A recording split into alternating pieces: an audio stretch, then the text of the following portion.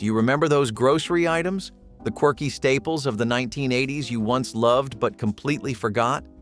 Back then, these grocery items filled lunchboxes, dinners, and shelves, shaping daily family life in simple ways.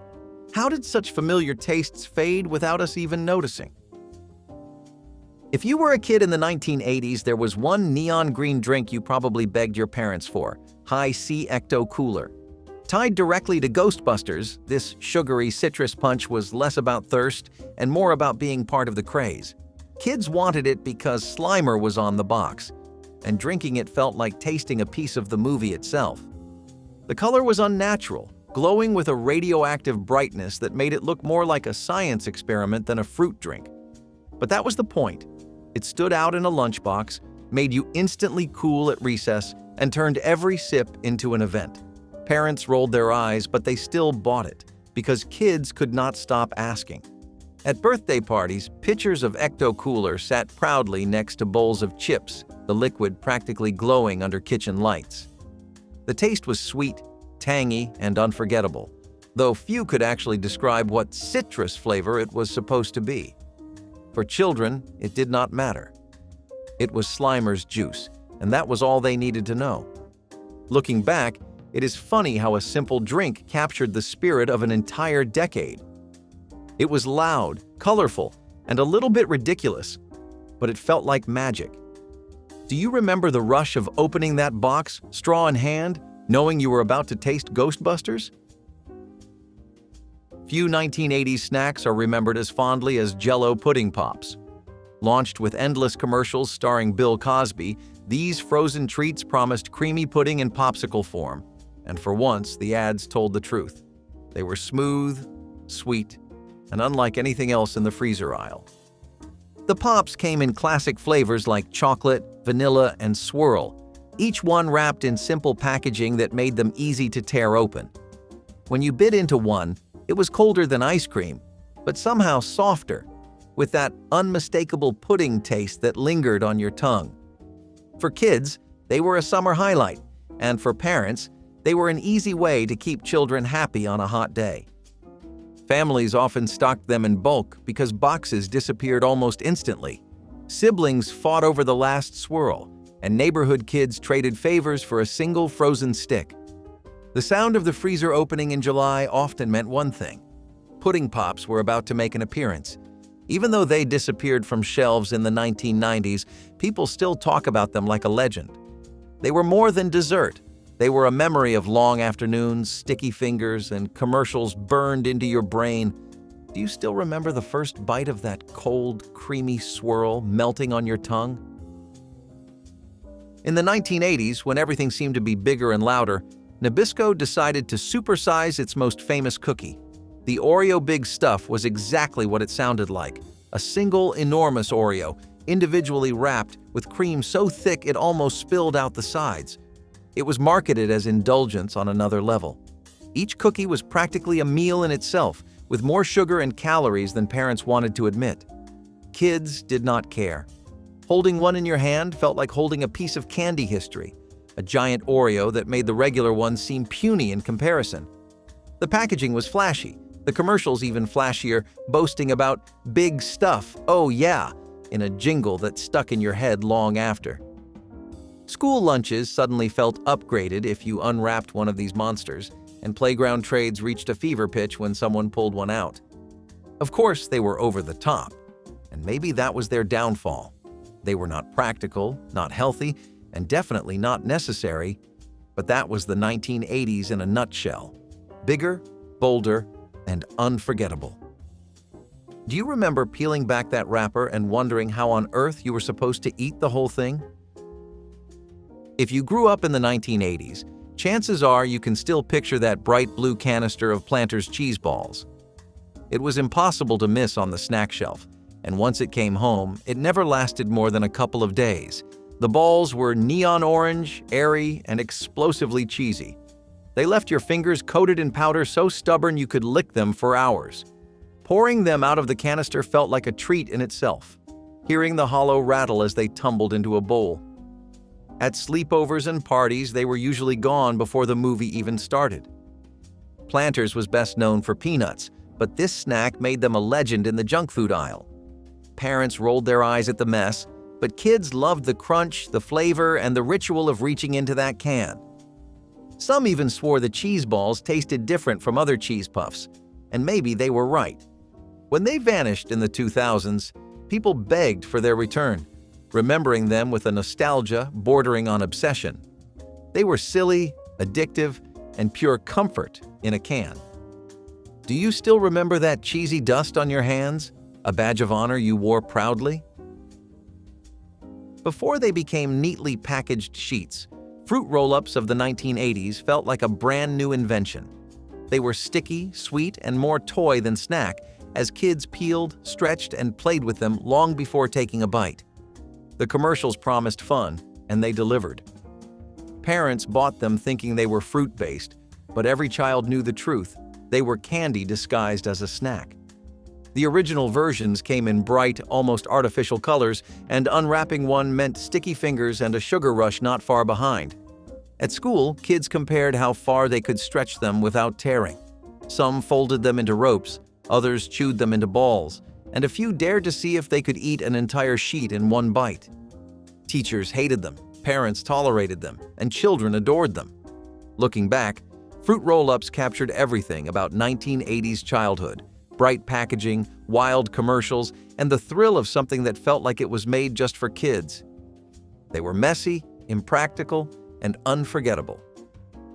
Do you remember peeling one back just to see how thin you could stretch it before popping it in your mouth? In the crowded 1980s snack aisle, peanut butter boppers stood out as one of the strangest, most exciting ideas. Imagine a candy bar-shaped tube of peanut butter, coated in chocolate or rolled in crunchy granola. That was the bopper, a cross between dessert and snack that no kid could resist. The commercials showed kids dancing, laughing, and chomping down on them like they were the coolest treat ever invented. And in a way, they were. Portable, sweet, and packed with peanut butter, they felt like something completely new. For parents, they were hit or miss. Some loved the idea, others hated the sticky mess they left behind. But kids begged for them anyway, often tearing into the wrapper before even leaving the store. At lunch tables, the trade value of a peanut butter bopper was sky high, often swapped for sandwiches, chips, or even 2 desserts. They did not last forever, but those who tried them never forgot. The combination of textures and flavors was unlike anything else, and the packaging itself became iconic in its own quirky way. Do you remember unwrapping that tube of peanut butter and biting into what felt like the future of snacking? By the late 1980s, Dunkaroos arrived to redefine sugar as a snack. Cookies with little tubs of frosting, what more could a kid want? It was not just about eating, it was about the ritual of dipping, scooping, and licking every last bit of frosting from the container. The kangaroo mascot danced across commercials, shouting, "Dunkaroos!" while kids smiled with frosting smeared across their lips. Lunchboxes instantly became cooler when they carried this snack, and trades in the cafeteria often ended with one lucky kid walking away with a pack. The cookies themselves were plain, but nobody cared. The frosting was the star, thick, sweet, and impossible to stop eating. Sometimes there was not enough frosting for all the cookies, leaving kids to ration every dip carefully, licking the container clean at the end. For many, Dunkaroos were the ultimate 1980s sugar rush, a preview of the candy-heavy snacks of the 1990s. They were fun, messy, and unforgettable. Do you still remember the joy of dunking a plain cookie into frosting and feeling like you had won the jackpot of snacks? Squeeze-It juices were not really about the flavor. They were about the bottle. The squeezable plastic containers, shaped in fun characters, made drinking juice feel like a game. Kids twisted the tops off, squeezed hard, and laughed as the juice spurted out. The flavors were bright and sugary, but the real thrill was comparing bottles with friends. Some kids collected the empty ones, lining them up like trophies. Parents bought them reluctantly, knowing they were more sugar than juice, but giving in because the bottles kept kids entertained.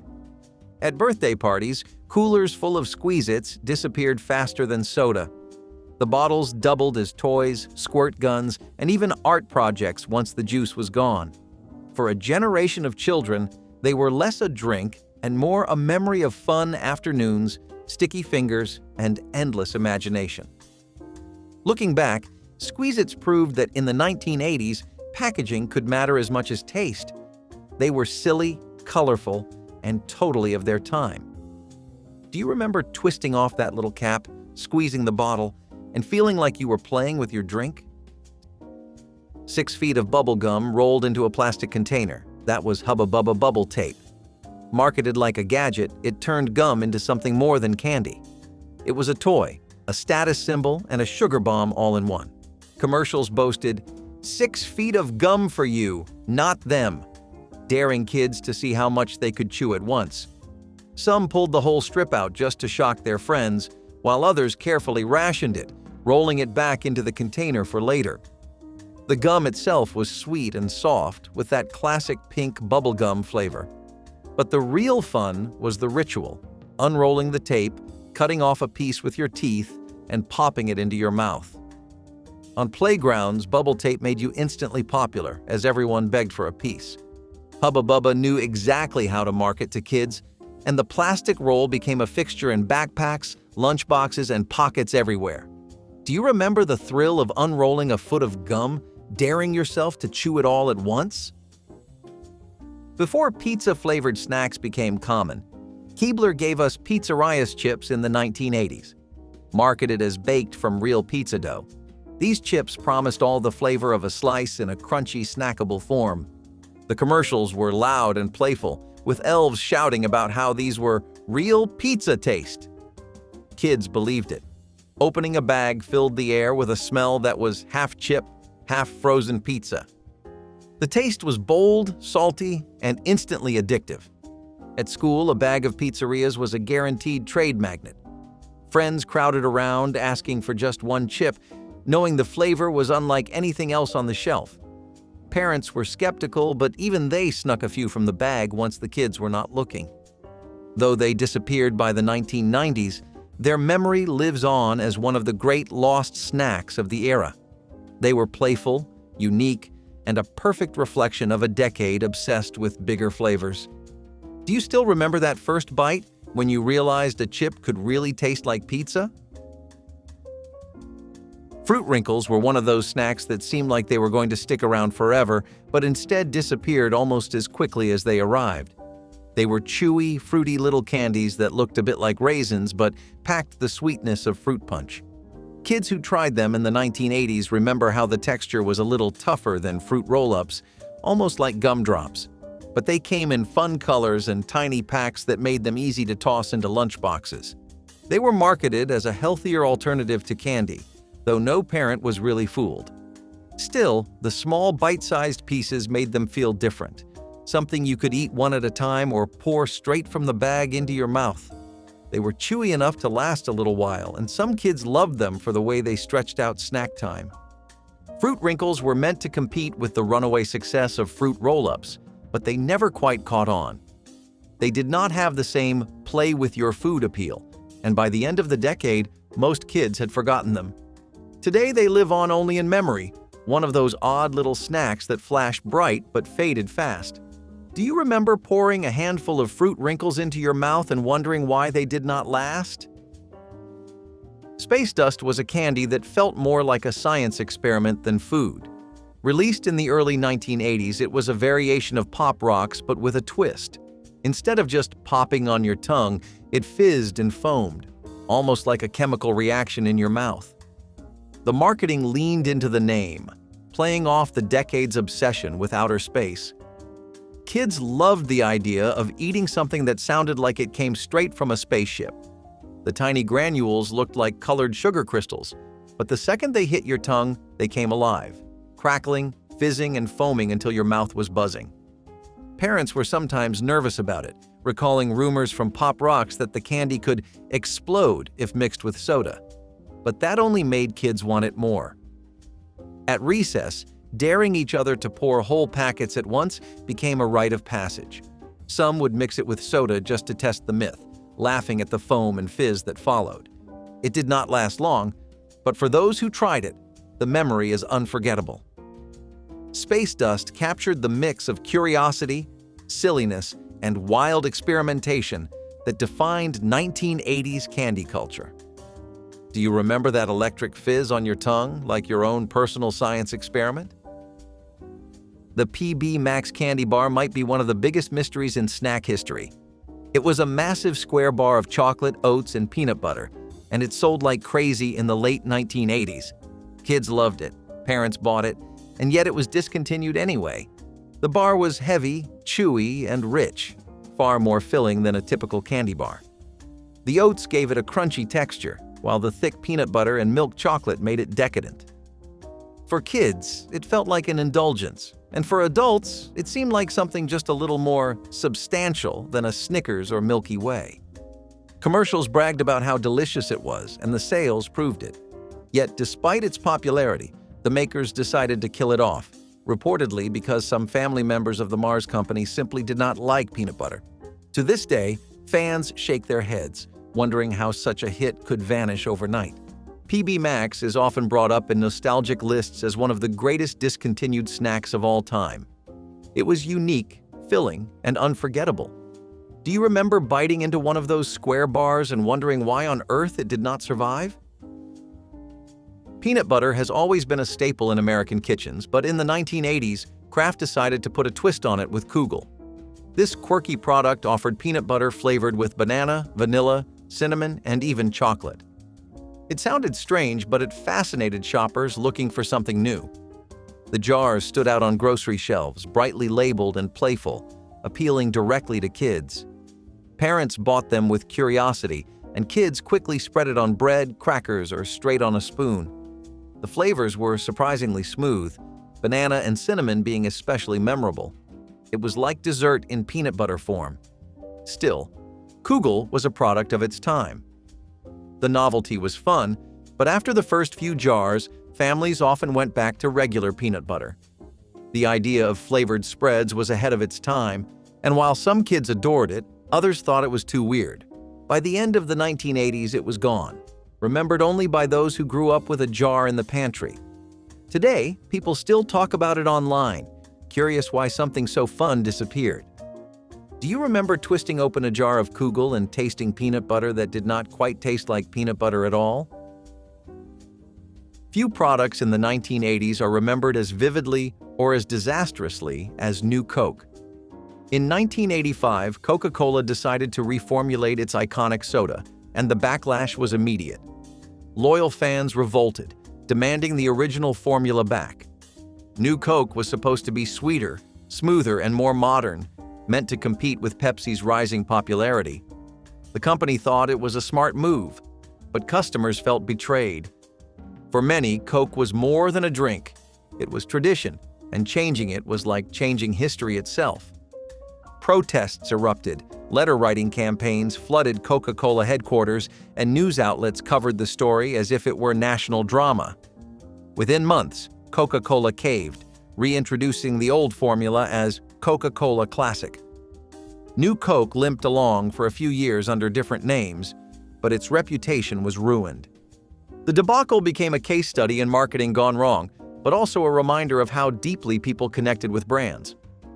Do you remember the shock of hearing Coke had changed and the relief when the old red can came back? Crystal Pepsi was one of the strangest yet most fascinating drinks of the late 1980s and early 1990s. A clear soda that looked like water but tasted like cola, it confused and delighted shoppers everywhere. The commercials showed it as fresh, modern, and pure, a cleaner version of soda for a new generation. Kids loved showing it off, pouring the clear liquid into glasses and watching adults do a double take.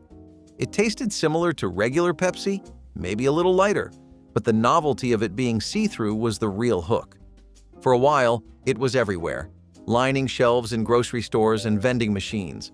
But as the novelty wore off, sales dropped, and Crystal Pepsi quietly disappeared. Still, for those who tried it, it became a defining memory of the decade's obsession with reinvention. Years later, Pepsi would bring it back briefly, proving just how much nostalgia people still felt for that strange, clear cola. Do you remember your first sip? staring into the glass and thinking it felt wrong for soda to look like water? Before caffeine-free sodas became common, Pepsi tried its hand in the 1980s with Pepsi Free. It was a cola that promised the same Pepsi taste without the caffeine, and for a while, it caught people's attention. The name itself was bold and simple: Pepsi Free.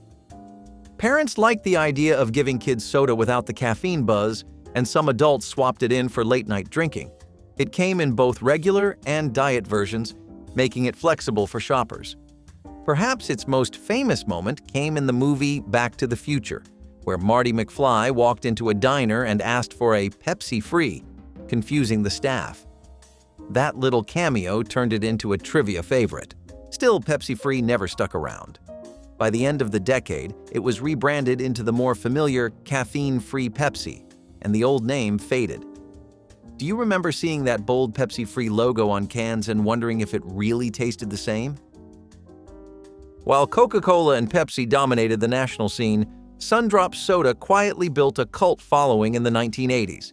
This citrus soda, especially popular in the South, was bright, tangy, and had a loyal base that swore it was better than Mountain Dew. It was not available everywhere, which only made it feel more special. Families who had Sundrop nearby stocked it proudly, and kids who moved away often missed it dearly. For some, Sundrop was the taste of home, tied to local gas stations, diners, and backyard cookouts. The bright green cans and bold logo stood out, but it was the flavor that hooked people, sharp citrus with a sweetness that lingered. Fans insisted it had more kick than its national rivals. Though it never became a household name nationwide, Sundrop proved that sometimes the best sodas were the ones you had to seek out. Do you remember cracking open a Sundrop and thinking you had discovered something just for you? In the 1980s, commercials proudly declared Sizzlin' as the bacon with less fat than bacon. It was marketed as a healthier alternative, but most people knew better.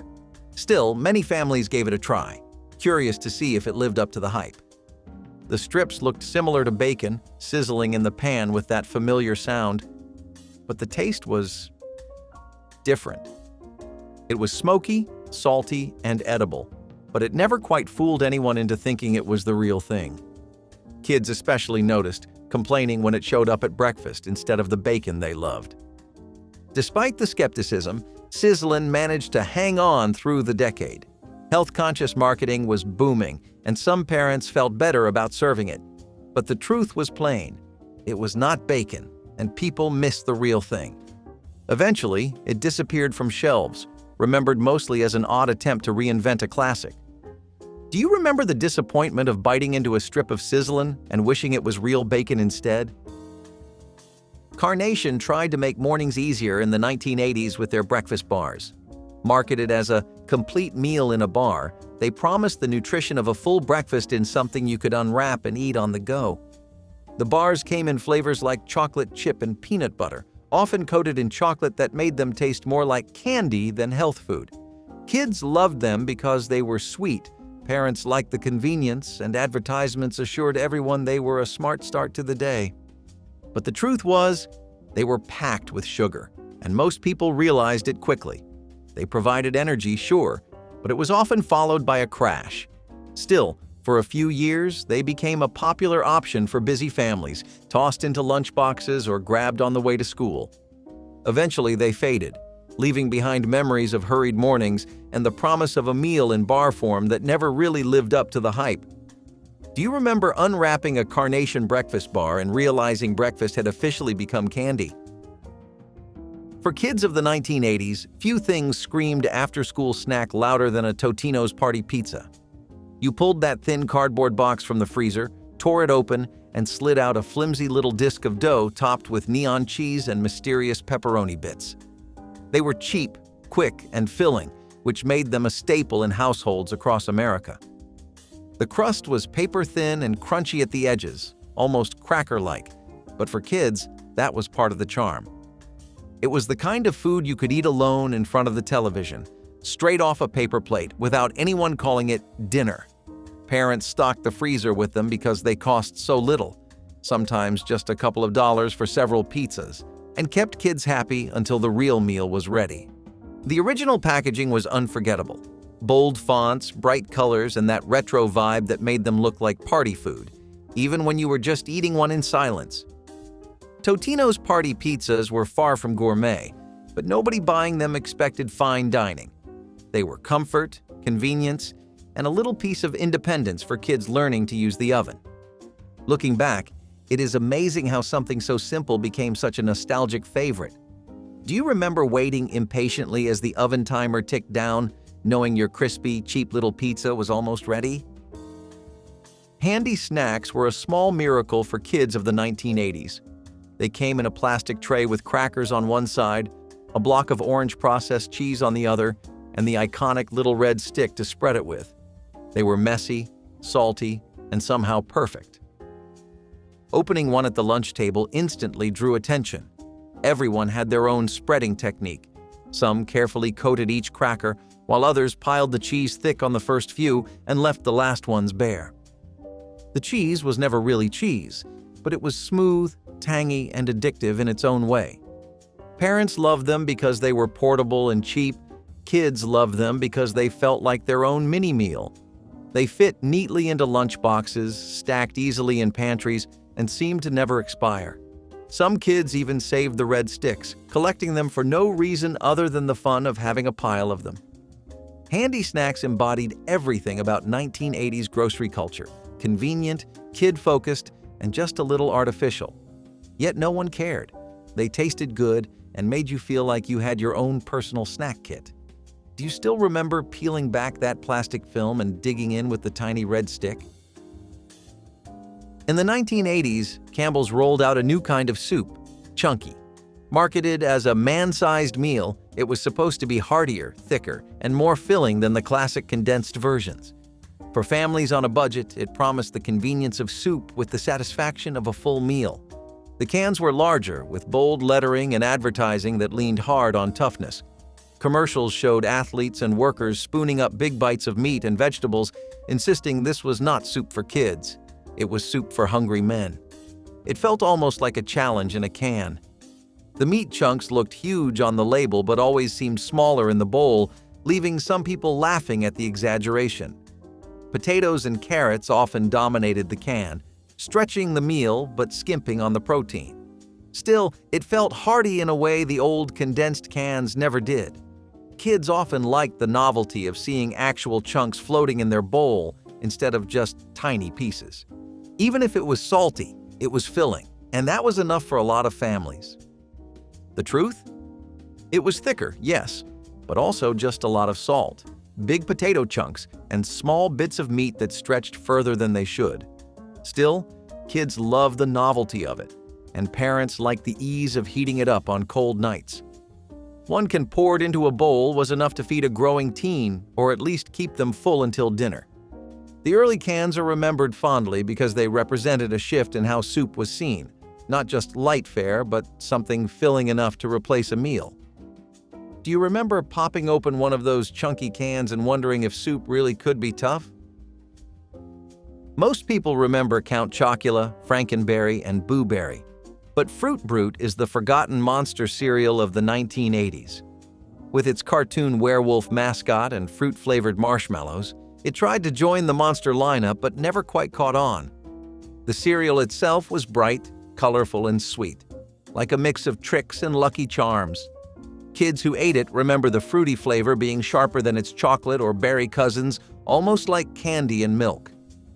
The commercials leaned heavily on the werewolf character, who howled for his cereal, trying to carve out a place alongside Dracula and Frankenstein. The box art was unforgettable, with the werewolf baring his teeth in a goofy grin that looked more silly than scary. Collectors today hunt those boxes like treasures, paying hundreds for a sealed one. The marshmallows were shaped like fruit, adding another layer of fun to breakfast bowls. It felt like the cereal aisle was full of mascots competing for attention, and Fruit Brute just could not hold on. Still, kids who ate it back then swear it tasted just as good as the more famous monsters. Despite the marketing push, Fruit Brute struggled to compete. It was discontinued by the mid-1980s, but those who tasted it still remember the box art and the strange thrill of finding something different on the cereal shelf. Collectors today pay high prices for original boxes, proving how much nostalgia still surrounds this forgotten monster. Fruit Brute may not have lasted, but it added to the weird, colorful cereal wars of the decade. Do you remember the werewolf on the box, begging you to give his fruity marshmallow cereal a chance? Pringles Light seemed like a dream come true when it hit shelves in the 1980s and 1990s. All the taste of regular Pringles, but with fewer calories thanks to Olestra, a fat substitute that promised guilt-free snacking. At first, people rushed to buy them. The chips looked and tasted just like the originals, crispy, salty, and perfectly stacked in that familiar can. Advertisements promised you could snack without worrying about fat, tapping into the decade's obsession with dieting and light foods. For a brief moment, it felt like the future of snacking had arrived. But then came the health scares, whispered about on playgrounds and at office lunch tables. The warnings on the label felt both funny and terrifying, with words no one wanted to associate with snack time. Some people bragged they could eat a whole can without any problem, while others swore off them forever after one bad experience. Grocery shoppers soon eyed those cans with suspicion, as if they carried a secret curse. What started as excitement quickly turned into one of the most infamous food fads of the decade. But then came the rumors, and later the warnings. Olestra was known to cause digestive issues, to put it politely. The fine print on the cans even carried disclaimers about loose stools and abdominal cramping. Kids joked about it, adults quietly avoided it, and soon Pringles Light became infamous instead of innovative. Today, it is remembered less for its taste and more for the cautionary tale it represents. The dream of guilt-free chips ended with uncomfortable consequences. Do you remember seeing those cans on shelves and wondering if they were worth the risk? If you saw one of these leaning against a kid's garage, you knew they were living a different life. The Sears 10-speed Free Spirit was not just a bicycle, it was an upgrade. Taller, sleeker, and built for long rides, this thing looked like it came with a training manual. And unlike your single-speed hand-me-down, this had gears. 10 of them. That meant you could coast up hills while everyone else was walking theirs to the top. But bikes like this did not come cheap. They were department store royalty. Rich kids got them for birthdays, milestones, or just because. The paint never chipped, the chain never squeaked, and the kid riding it always looked like they had somewhere important to be, even if they were just circling the cul-de-sac. And when they pulled up to school, they parked them like prized possessions. You did not dare lean your bike next to theirs. It just looked wrong. These bikes were made for smooth roads, summer wind, and families who had extra room in the garage. You could hear the click of the shifters from a mile away, and every click reminded you that some kids were already going places, even if it was just around the block. Economy pancake mix came in a cardboard box and gave you more than just breakfast. It was pancakes, waffles, biscuits, even dumplings if you knew how to stretch it. You just added water, sometimes milk if you had it, and mixed until the lumps mostly disappeared. The batter was thin, the pancakes were uneven, but they were warm and they were real. You poured syrup if you had it, jelly if you didn't, and ate them hot off the griddle or cold out of the fridge. They stuck to your ribs and gave you a reason to sit down at the table. Some days it was the only hot thing you ate. You learned to flip them just right, even with a bent spatula and an uneven burner. Some came out burnt, others undercooked, but you ate them all. They filled your plate and quieted your stomach, and that was what mattered. On Sundays, you made extra and saved them in the fridge like treasure. You might roll them up with butter and sugar, or just fold and eat them like a taco. It didn't matter what you called them. If it came from that box, it was breakfast. They were never fancy, but they filled the room with that unmistakable smell that made everything feel okay for a minute. The smoky pool hall was absolutely, positively not for kids, except for the one time Dad brought you and said, "Just this once." The room smelled like cigars, old felt, and secrets. Neon beer signs buzzed faintly, casting colored light across rows of tables where grown men hunched like philosophers over green cloth. Dad walked in like he owned the place.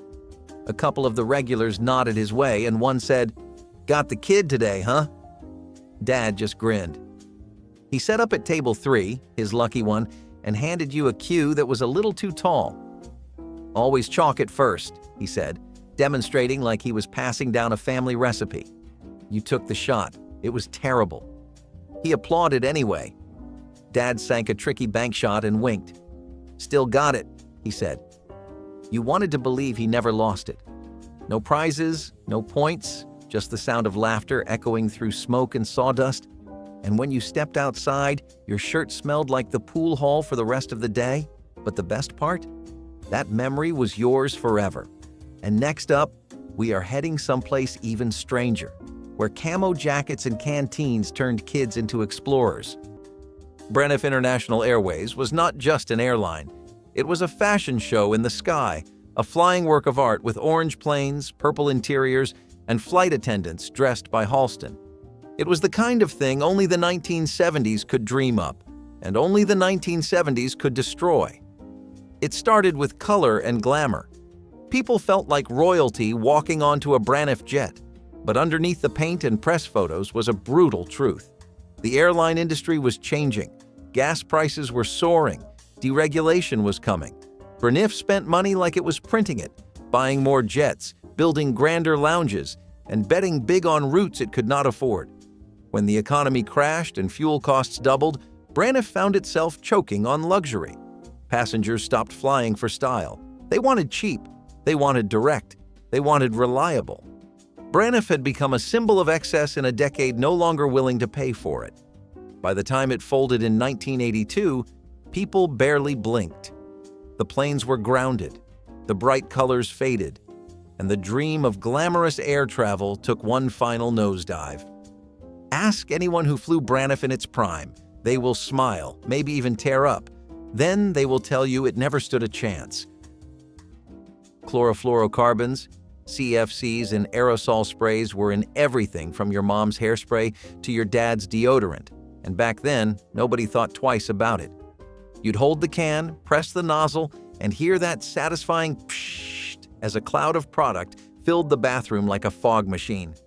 It was all part of the routine: style, spray, suffocate.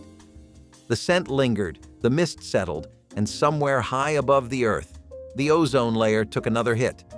CFCs were hailed as miracle propellants, but they were also silent saboteurs, breaking down ozone molecules and letting ultraviolet radiation pour in. It wasn't until scientists noticed a literal hole forming over Antarctica that the alarm bells rang, and suddenly the hairspray that made your bangs defy gravity didn't seem so harmless anymore. By the late 1980s, global treaties stepped in, banning or phasing out CFCs in favor of safer alternatives. Today's aerosol cans may still mist, but they don't punch holes in the sky. Still, if we're talking about scents that stuck around, sometimes in your nostrils, sometimes in your brain, the next culprit was in your pencil box. Peanut butter was never just food, it was a backup plan. A peanut butter sandwich meant you could get through a school day or a late shift without cooking. You could spoon it straight from the jar, smear it on apples, or dip pretzels in it for a quick hit of salty sweet comfort. Jif, Skippy, or the crunchy store brand, you had choices, and they were all cheap. It was the first thing kids learned how to cook. It was the last thing in the cabinet before payday. It was protein when meat was too expensive and comfort when everything else felt too hard. It never needed heating, slicing, or planning. Just a spoon. And for a lot of us, it was the taste of survival with a little sugar on top. Today, one jar costs what two used to, sometimes more. The aisle has turned into a display of inflation, with jars climbing over $6, even higher for natural or non-GMO versions. You hold the jar and think, is it really worth it? And the answer is usually yes, because peanut butter still does everything. It still feeds kids. It still lives in lunchboxes and emergency kits. But now, it comes with a mental negotiation. You might skip jelly, you might spoon it slower, but you still buy it. Because peanut butter is still the one food that never let you down. It is just a little harder to afford that loyalty now. Now this one hurt the most because it was not even a toy. Not yet. The Star Wars early bird certificate package came out before the actual action figures did. Rich kids got a fancy envelope in the mail with a promise inside, a cardboard stand, some stickers, and a little certificate saying their figures were coming soon. That was the flex. You were not just playing with Star Wars, you were ahead of it. And if you were not in the know, it made you feel like you missed a secret meeting. This was 1977, right after A New Hope changed everything and toys were flying off shelves. Except these toys, they were not even on shelves yet. You had to pre-order. You had to believe. And most families were not dropping extra money on toys that did not even exist yet. It was not just about owning the figures. It was about being part of the moment before the moment. These kids had the bragging rights of being first, even before anything arrived in the mail.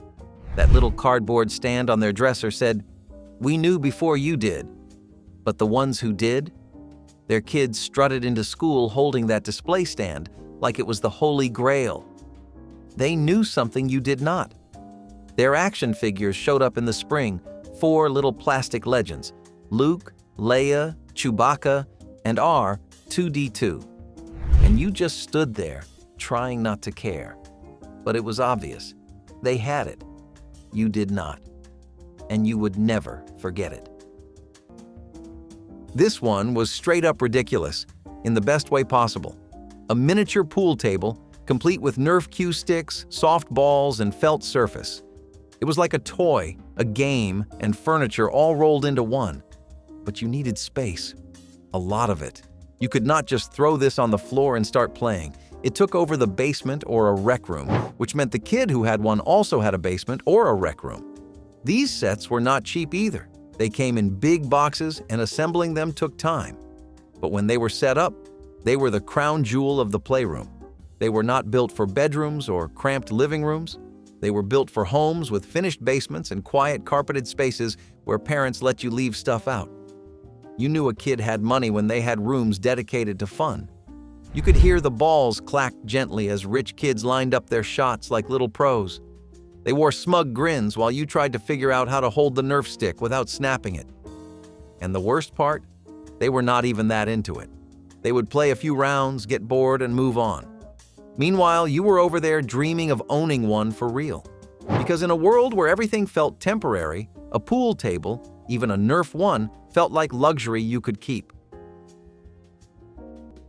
Canned pork and beans were a meal, a side dish, and a backup plan all in one. You bought them by the case, stacked the cans in the pantry, and knew you were covered for at least a week. They were soft, sweet, and strangely satisfying. Thick sauce, tender beans, and tiny bits of pork if you got lucky. Sometimes it was one chunk of pork per can, but it made you feel like it counted. You heated them on the stove or ate them cold when time or patience ran out. Served over toast, beside hot dogs, or just in a bowl with a spoon, they got the job done. You could dress them up or leave them as they were. Either way, they filled you up. They stuck to your ribs and stained your plate, but you cleaned it with a piece of bread. There were no rules about how to serve them, just instincts and whatever else was on hand. Sometimes you added mustard or onions, trying to change things up. Other times, you were too hungry to bother. Kids ate them without question. Adults relied on them without pride. The label was always familiar, even when the brand changed. They were warm. They were cheap. They were always there. Nobody called it fancy, but nobody went hungry either. In a time when grocery bills had to stretch, this little can was one of the best returns on $1 you could ask for. Pork and beans were the taste of getting through it, and somehow they stuck around because they worked. The oddball roadside museum was where logic went to take a nap. You saw the hand-painted sign from the highway, "Come see the world's largest pencil," or "America's first toaster still works." Dad would swerve into the gravel lot like it was destiny. Admission was cheap, $3 cash only, and worth every penny. The inside was a fever dream. Display cases filled with bottle caps from all 50 states. A whole wall dedicated to vintage shampoo bottles. A 2-headed taxidermy calf that haunted your dreams for a week. "You brought the kid today, huh?" he would say, as if Dad came here weekly. You followed them through rooms of strange collections while Dad laughed and read every single placard out loud. It was like watching a kid in a candy store, only the candy was lawn darts, Pez dispensers, and World War II ration kits. "Now this," Dad would say, holding up a glass jar with something floating in it. "This is history." And even though you rolled your eyes, part of you agreed. But if you really want to feel history in motion, just wait until you join him by the old train tracks, watching boxcars roll by, counting like your life depended on it. Woolco was supposed to be the next evolution of Woolworths. It had the size of a department store and the soul of a 5 and dime. Launched in the 1960s and booming into the 1970s, Woolco promised everything in one place: clothes, toys, appliances, groceries. For families used to making a dozen different stops, it felt like magic. A bright red sign that said you could get it all without going broke. But behind that promise was chaos. Poor inventory systems, outdated layouts, stores too big to manage and too cluttered to navigate. And then came the competition. Kmart, Target, Walmart. Retail giants with cleaner shelves, sharper prices, and better supply chains. Woolco could not keep up. It became the store you only visited when you had to. The store where the lights buzzed too loud and the shelves were always half empty. By the 1980s, most Woolcos had either been shut down or sold off. Some were turned into malls, others just disappeared. And with them went a small piece of how we used to shop, wandering the aisles on Saturday mornings, dreaming about toys, picking out socks with Mom. Woolco was not perfect, but it was familiar, and we miss it more than we admit. Braniff International Airways was not just an airline. It was a fashion show in the sky, a flying work of art with orange planes, purple interiors, and flight attendants dressed by Halston. It was the kind of thing only the 1970s could dream up, and only the 1970s could destroy. It started with color and glamour.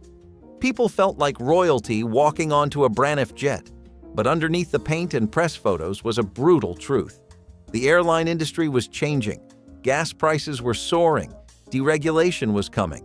Braniff spent money like it was printing it, buying more jets, building grander lounges, and betting big on routes it could not afford. When the economy crashed and fuel costs doubled, Braniff found itself choking on luxury. Passengers stopped flying for style. They wanted cheap. They wanted direct. They wanted reliable. Braniff had become a symbol of excess in a decade no longer willing to pay for it. By the time it folded in 1982, people barely blinked. The planes were grounded, the bright colors faded, and the dream of glamorous air travel took one final nosedive. Ask anyone who flew Braniff in its prime. They will smile, maybe even tear up. Then they will tell you it never stood a chance. Ramen noodles were the joke that everyone actually lived on. 10 cents a pack, salt, starch, and survival in a crinkly plastic wrapper.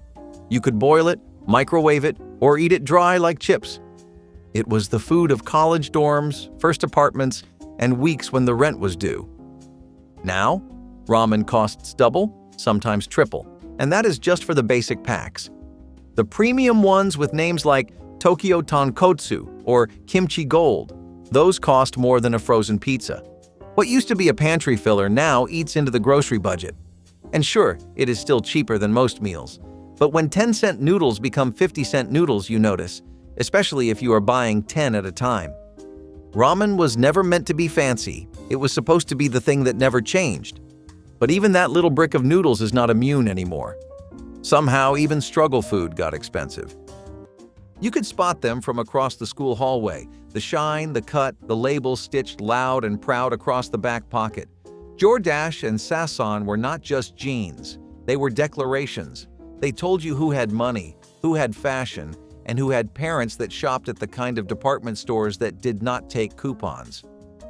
These jeans were tight, flashy, and often came with matching jackets. They fit like they were made just for you, if you had a trust fund. Everyone else wore generic denim that sagged or bunched or looked like it had been handed down for 3 siblings. But the rich kids? They walked through the halls like they were on a runway. They had the attitude to match. If you had these genes, people noticed, and if you did not, well, you noticed more. Because nothing makes you feel more like an outsider than standing next to someone who is wearing your parents' entire grocery budget just on their legs.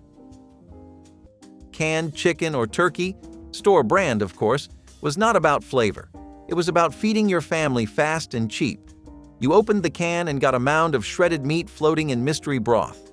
You drained it, fluffed it with a fork, and hoped the salt and spices would do the rest.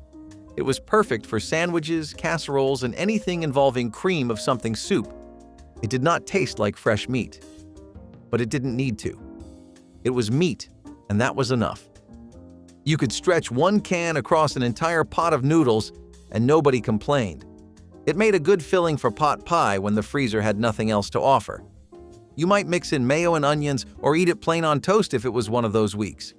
It wasn't juicy, it wasn't tender, but it was protein, and it mattered. Some folks turned their nose up at it, but most kept a few cans in the back of the cupboard. It might not have had flavor, but it had purpose. In the 1970s, meat was a luxury, and canned versions were a compromise that kept dinner from falling apart. You could mix it with noodles, rice, or even top it on saltines when you were short on bread. It came through when nothing else did. No one raved about it, but they were always glad it was there. Canned poultry may have been humble, but it filled plates, filled sandwiches, and filled that space in the cupboard labeled "just in case." The miniature golf course with homemade obstacles was never part of a chain. It was part of someone's backyard that got out of hand. The fence leaned, the AstroTurf peeled at the corners, and the scorecards were photocopies from sometime around 1967. But to Dad, this was sacred ground. "Watch out for the windmill," he would say, pointing to a lopsided contraption that spun more out of habit than engineering. Hole 6 had a dinosaur, once green, now a sad grayish blue with a missing eye, and hole 9 was uphill into what looked like a mailbox from a sci-fi movie.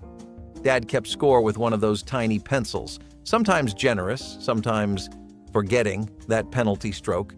He cheered every shot like you had just qualified for a Masters tournament, and when he sunk a hole in one, he would raise his hands like he had won a trophy. The best part? Ice cream sandwiches at the end, slightly melted from the cooler behind the counter. You never asked for anything more. But if the ground game was that magical, just wait until you went airborne, watching planes take off from a sleepy little airport that felt like your own private runway. Geno's Hamburgers was a mid-Atlantic icon. With its bold red signs and sports tie-ins, it stood out in a crowded fast food landscape. Kids loved the burgers, adults loved the prices, and everybody loved the connection to football legend Gino Marchetti, who co-founded the chain after retiring from the NFL. It was fast, friendly, and local. In cities like Baltimore and Philadelphia, it was as common as traffic. But Geno's had ambitions beyond the region. It wanted to go national. What felt like a hometown treasure did not always translate outside the neighborhood. The farther it spread, the more it lost the charm that made it matter. The problem was the rest of the country already had their go-to burger joints: McDonald's, Burger King, Wendy's. Geno's tried to differentiate. It added Kentucky Fried Chicken to its menu through a partnership. It redesigned stores. But growth was slow. The charm that worked in Baltimore did not translate in California. By the 1980s, Marriott had bought the chain and converted most of the locations into Roy Rogers. Just like that, Geno's was gone. The buildings changed, the signs came down, and a local legend faded into memory. But for those who grew up with it, Geno's was never just a burger. It was home. Woolco was supposed to be the next evolution of Woolworths. It had the size of a department store and the soul of a five and dime.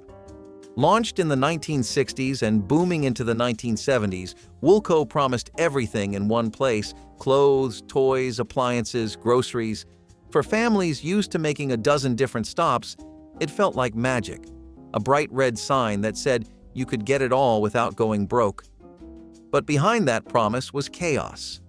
Poor inventory systems, outdated layouts, stores too big to manage and too cluttered to navigate. And then came the competition: Kmart, Target, Walmart, retail giants with cleaner shelves, sharper prices, and better supply chains. Woolco could not keep up. It became the store you only visited when you had to, the store where the lights buzzed too loud and the shelves were always half empty. By the 1980s, most Woolcos had either been shut down or sold off. Some were turned into malls, others just disappeared, and with them went a small piece of how we used to shop, wandering the aisles on Saturday mornings, dreaming about toys, picking out socks with mom. Woolco was not perfect, but it was familiar, and we miss it more than we admit. Store-brand white bread was the simplest thing in the cart. $1 or less, soft enough to squish, bland enough to go with everything. It was peanut butter's best friend, the base for grilled cheese, French toast, and budget BLTs. It tore easily, went stale quickly, but no one cared. It did its job. It was there for bologna and mayonnaise, for butter and cinnamon sugar, for ketchup sandwiches when that was all you had. You could roll it into dough balls, toast it black, or eat it plain during long grocery weeks. It was the lunch you did not pack with pride, but it filled you up. Bread was not about taste, it was about being full. Now that $1 loaf is pushing 2, sometimes 3, and if you want anything beyond plain white, like wheat or multigrain, it climbs even faster. Bread is not supposed to be the item you debate over, but you stand there now looking at unit prices like you are shopping for real estate. And somehow, even the cheap bread has gotten smaller. The slices are thinner, the bags lighter, but the price tags heavier. Still, you need it. Still, it goes in the cart. Because white bread is not just a side, it is the foundation of half your meals. And whether it is 99 cents or $2.99, it is still the bread that holds it all together. Carbon tetrachloride in cleaning products was the silent helper under every kitchen sink. You probably never saw the name on the bottle, but it was in there, doing its job in spot removers, fire extinguishers, and dry cleaning solvents. It evaporated quickly, had no strong smell, and cut through grease like magic. Housewives used it without a second thought, trusting the promises of sparkling countertops and stain-free clothes. It was so common, people kept it in spray bottles, poured it directly on rugs, or wiped it across oven doors. But what no one saw was how it worked its way into lungs and livers. Carbon tetrachloride is now known to cause liver failure, kidney damage, and central nervous system depression. And it's considered a probable human carcinogen. OSHA eventually slammed the brakes, but not before decades of exposure left a long legacy. We trusted the labels, we trusted the results. But even art supplies had their own set of hidden hazards, and the next one made every school art room smell like danger. The Light Bright itself was already a showstopper. Plug it in, stick colored pegs into a black screen, and watch your artwork light up. But here is the kicker. Most kids only had the basic set. Rich kids had the extra refill packs. That meant more templates, more colors, more options.